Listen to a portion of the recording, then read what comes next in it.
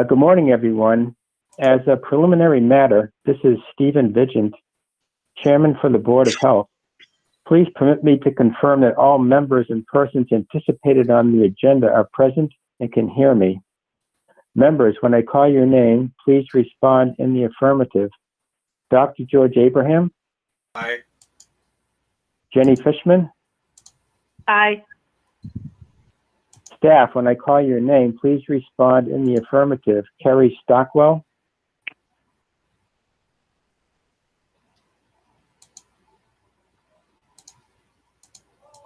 Affirmative.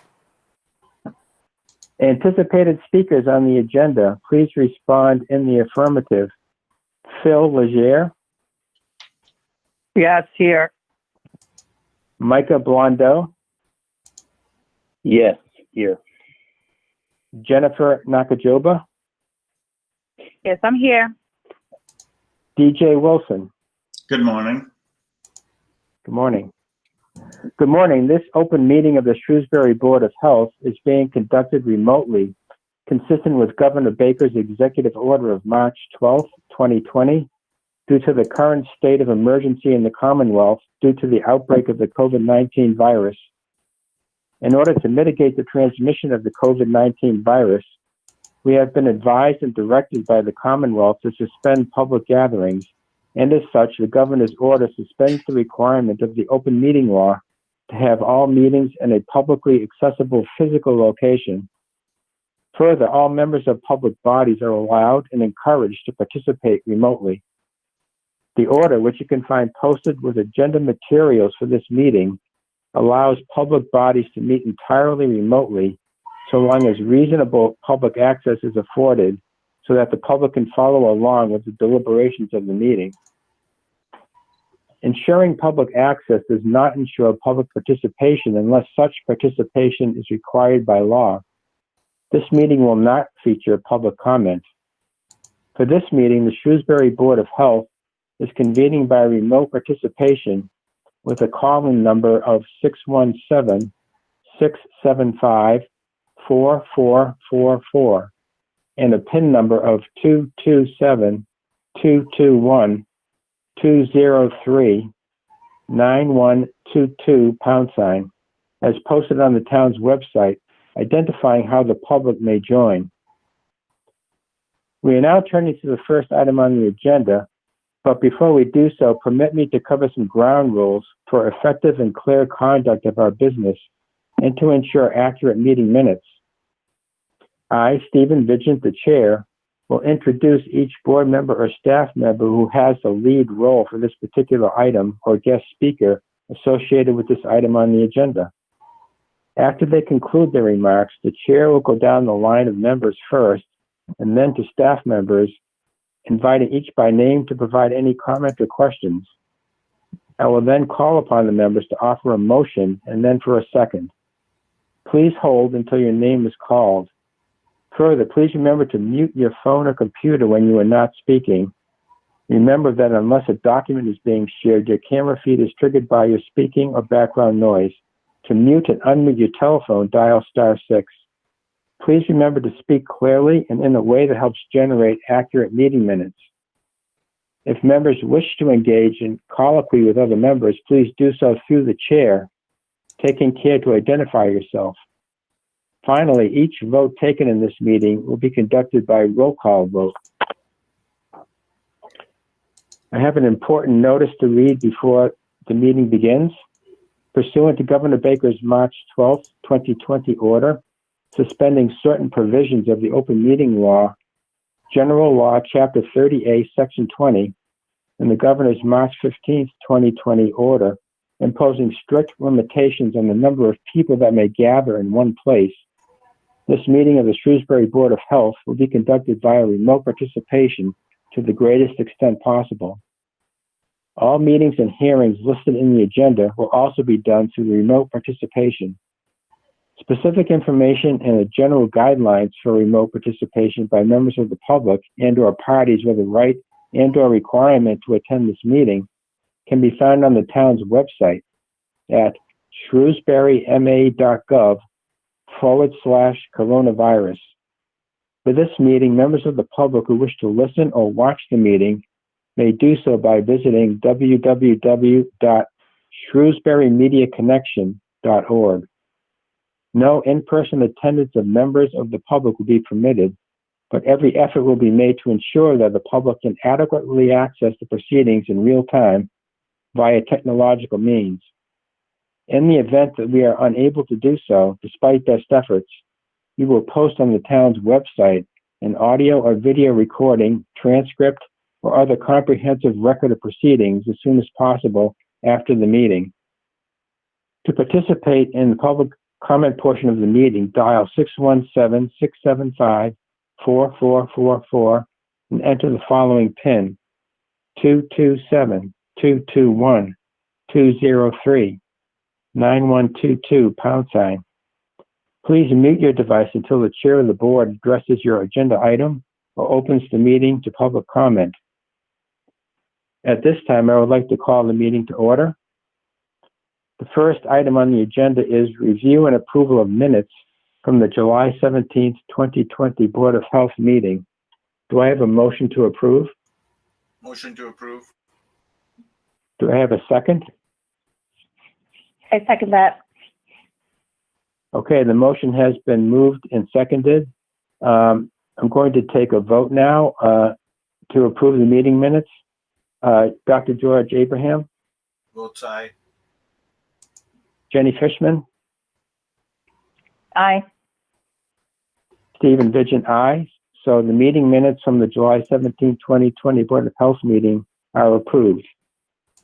The next item on the agenda is to review and act on updating local tobacco regulations. We addressed this item at the last meeting, and the main point of this item is to discuss going forward with amending the current Town of Shrewsbury tobacco regulations to conform to the fairly recently promulgated state regulations. And so we have, Kerry has provided copies of both the current Shrewsbury tobacco regulations and the proposed new regulations that incorporate the new state regulations. So on the phone today, we have Jennifer Nakajoba and DJ Wilson to discuss this. Before we get going, I would just say that I have looked through both sets of regulations, and it's clear that we definitely need to do this. There are many changes to the things like the statement of purpose, changes to the wording, changes to the definitions, and then getting into the meat of the changes, which has to do with the ban of sale of flavored tobacco products, except for smoking bars and so forth. So this is something that I think we really need to do. I guess I would first have one question to either Jennifer or DJ Wilson. As it stands right now, we have, two sets of regulations: the towns and the proposed changes to our regulation. If there were ever a question that came up in regard to the discrepancy between the two, I assume that the state regulation would supersede the town regulation. Is that true? Yes, this all got, we had, just to back up, we had a great state law go into effect with the governor's signature on Thanksgiving Eve, and vaping part of this law went to effect immediately on June 1st, was the conventional tobacco part of it, which included a ban on the sale of menthol and limiting all flavor sales only to smoking bars, which Shrewsbury does not have one. So, and so with that comes a much higher set of fines for violation of anything that's in this new state law, 1,000, 2,000, and 5,000. And so I have put together I expanded on the our sales sample to include a couple things. One was to make sure that our local regs now jive with the definitions, on some of the definitions, to make sure that they're the same. And in it, I have a dual penalty section that does say for the following set of policies, state law.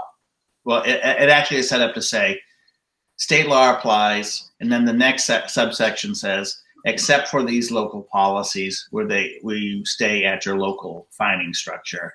So the way I have it written here just is, this is the sample.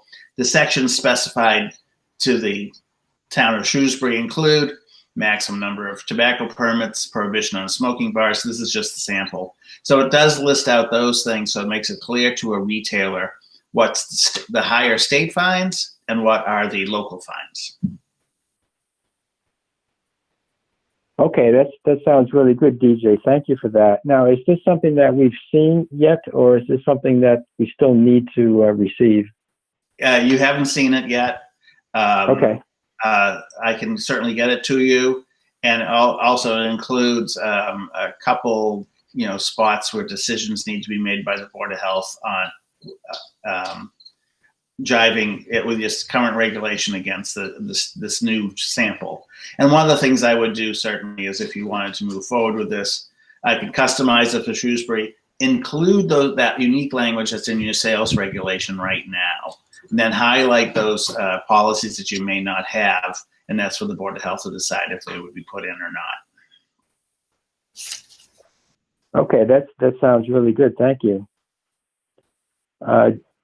Jennifer, do you have any input that you would like to make?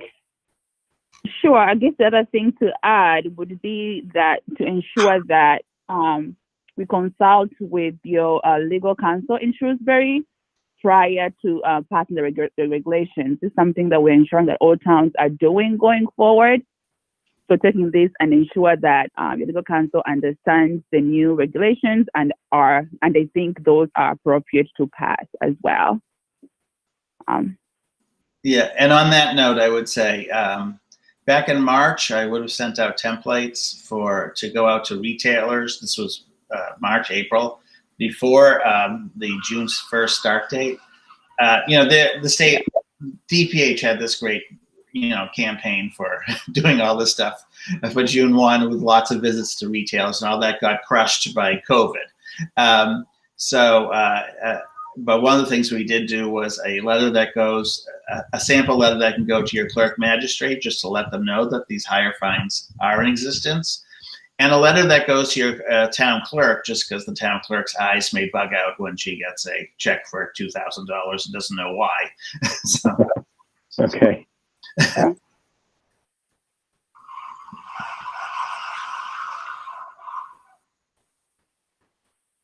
So the okay.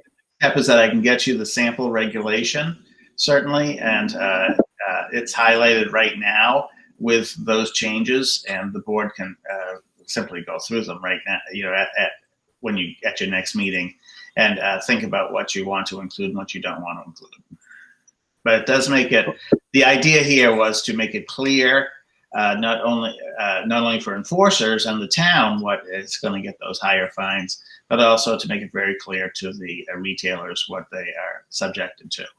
And just as a point of information, we do have. I started tracking it, but then it got too hard to track.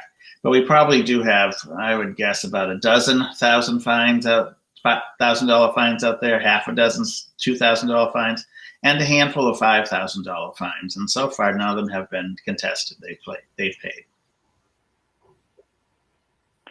Yeah, that will certainly be to those who haven't looked into this, there'll be a shock to see that the fines go from, like in Shrewsbury, from 100, 200, 300 to 1,000, 2,000, 3,000. So that's something that needs to be clear to them.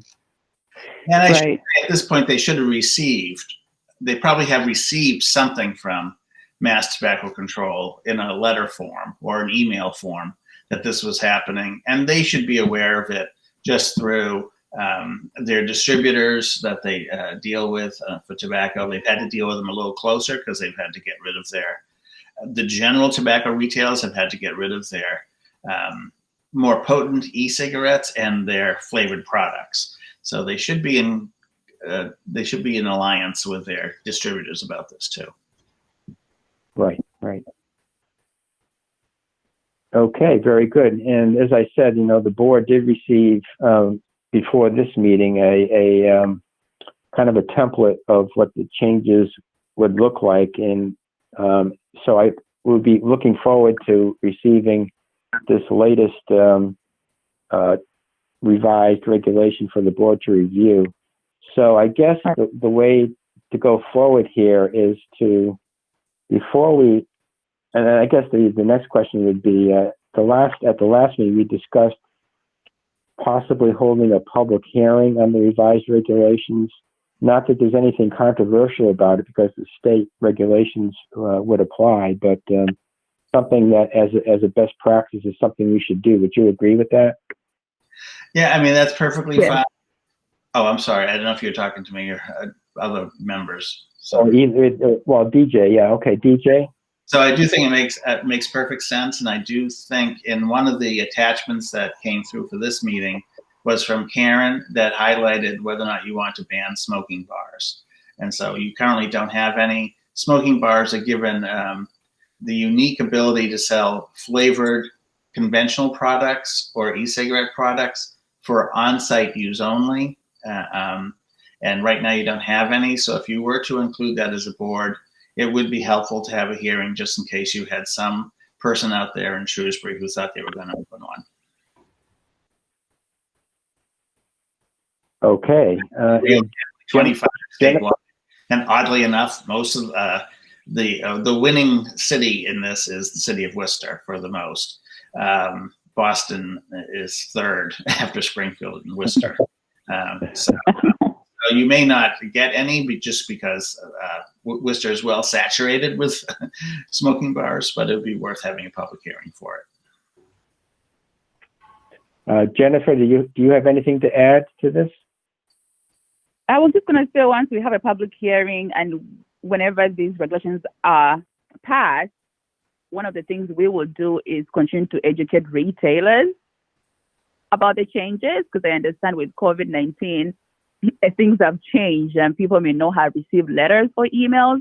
So one thing that we would want to do is to ensure that they are aware of the changes as well prior to us going to enforce the new regulations. That sounds like a good idea. And So this I is guess- Carrie. Oh, sorry. This is Carrie. So Jennifer and DJ, just wanted you to know that I have a handy dandy Google spreadsheet that contains our tobacco retailers with all of their contact information. And above and beyond that, I had created a Google Group Meet distribution list for those tobacco retailers so we can get them the information immediately via electronic means. And then I follow up with a hard copy as well, just to make sure that everybody's received the most current information. Very good.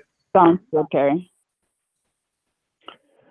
Very good. So I would think the logical thing to do now would be to receive the updated draft regulation, tobacco regulations, have the board review them, and then discussing those revised regulations at our next meeting, and then possibly the meeting after that, schedule a public hearing as we have done before in conjunction with the, or right in front of our next Board of Health meeting. Dr. George Abraham, do you have any questions, comments in this regard? No further questions. Let me see. Okay, Jenny Fishman? Nope, sounds like a good plan. Okay, so we will continue to put the local tobacco regulations on the next agenda. The board will have a chance to have reviewed these draft revised regulations, and we can discuss any comments, changes, see if it looks good to us before we schedule a public hearing. Okay, unless there's anything else, I'll move on to the next item. So thank you, first of all, thank you, DJ Wilson, for coming on today, and Jennifer for your important input here. No trouble at all. Thank you. Okay, the next item is to review and act on the report from the Central Massachusetts Regional Public Health Alliance. Hi, Phil here. just going to quickly hit some highlights on a monthly update. We're in the process of interviewing and bringing on some folks from a CDC Foundation grant that we were able to get through the CDC Foundation. We have a couple people coming on in the nursing group. We have a person coming on in the environmental health group.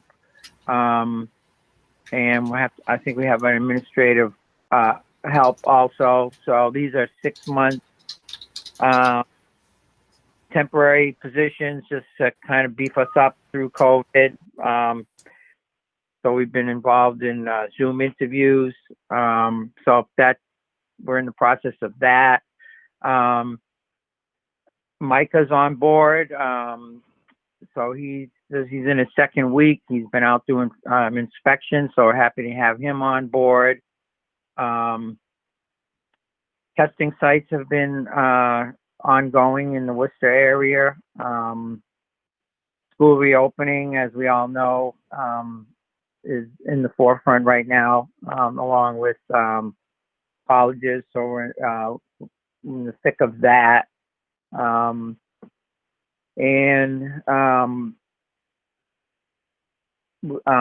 We're doing our twice a week DPH calls and trying to stay up with the local guidance. Really been pushing for some more specific sports guidance. All the sports guidance comes out of the Environmental Affairs Cabinet. On the Tuesday call, they said they weren't going to be doing any more of that, but we're getting calls on flag football. What if we don't do this? Well, what if we do this? It's just endless, as Carrie can attest to. Carrie's been really great following up on complaints, which come in daily. On the Triple E front, we had a third human. This is a second human in the Southeast region.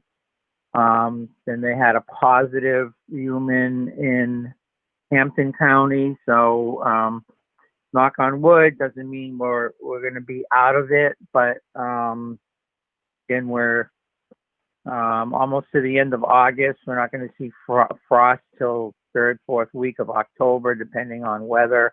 So we got another two solid months of being aware of this. Luckily, you're part of the mosquito control district, and they're really good on responding. So that's good, but paying attention to that, trying not to forget about that. You look at the environmental health piece, you can see that been busy out in the field. Did have to respond to a resident that had a broken blood pressure cuff with a child, so that was interesting. And then we had another one that the fire department helped us with, a towing company that was painting a vehicle without a spray booth that was impacting the neighboring adjacent business. We had couple other incidents that we got called to, so it's been busy. And at this point, I'm going to just turn it over to Micah to do a brief introduction of him, unless you have specific questions of me on what I just stated. Are there any questions from the board from what Phil just mentioned? No questions. No, I don't have any. Okay, go ahead, Phil. I'll be Micah. Just do a brief introduction and just so you know where you're from, etc. Sure. So my name is Micah Blondeau. I've been working with the city of Nashua for the past few years as an environmental health specialist. So it's kind of made the transition easy here, and I'm looking forward to working with all of you, and I'm glad to be out doing inspections. Well, certainly we welcome you, Micah, to the team here, and we look forward to working with you on the various environmental health issues. Thank you. I see that Carrie provided a spreadsheet on the environmental health services inspections, and something that kind of jumped out at me was number of inspections, 18 for Lakeside Bar and Grill. Can you expound on that somewhat? Actually, let me see. Well, Carrie probably, I mean, we had, there was some kind of building issue. I'm trying to recall, Carrie. I think I meant to put 8. Sorry about that. No, Oh, okay. 18.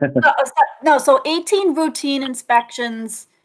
One of them was a re-inspection for Lakeside Grill as a follow-up to a routine inspection. Okay. So Lakeside Grill wasn't 18 in total.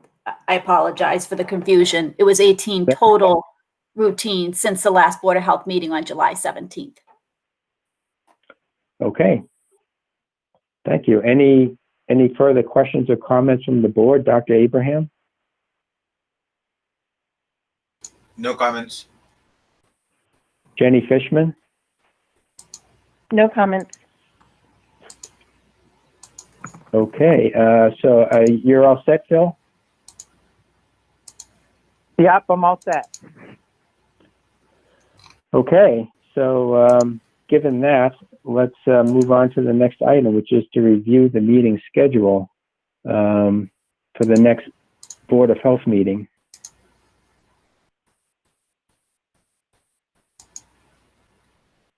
Let's see, looking into September, the only Friday I'm not available is September 25th.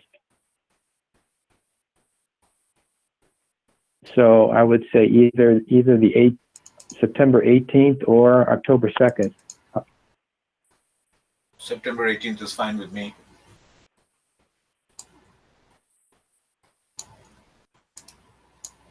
Well, I'm just checking my schedule. Sure, take your time. Yeah, the 18th should be fine with me too. Okay, does that sound good for you, Carrie?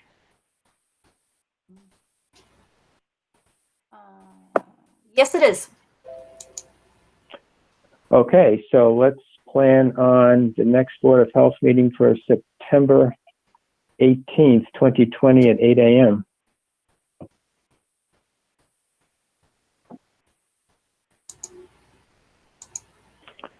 Okay, so in that case, do I have a motion to adjourn the meeting? So moved. Do I have a second? I second. Okay, all in favor signify by saying aye. Dr. Abraham? Aye. Jenny Fishman? Aye. Steve Vigent, aye. So the meeting is now adjourned. Thank you, everyone, so much. Great. Thank you. Thank you. Have a good day. Yeah. Thanks, everybody. Have a great weekend. You too. Thank you.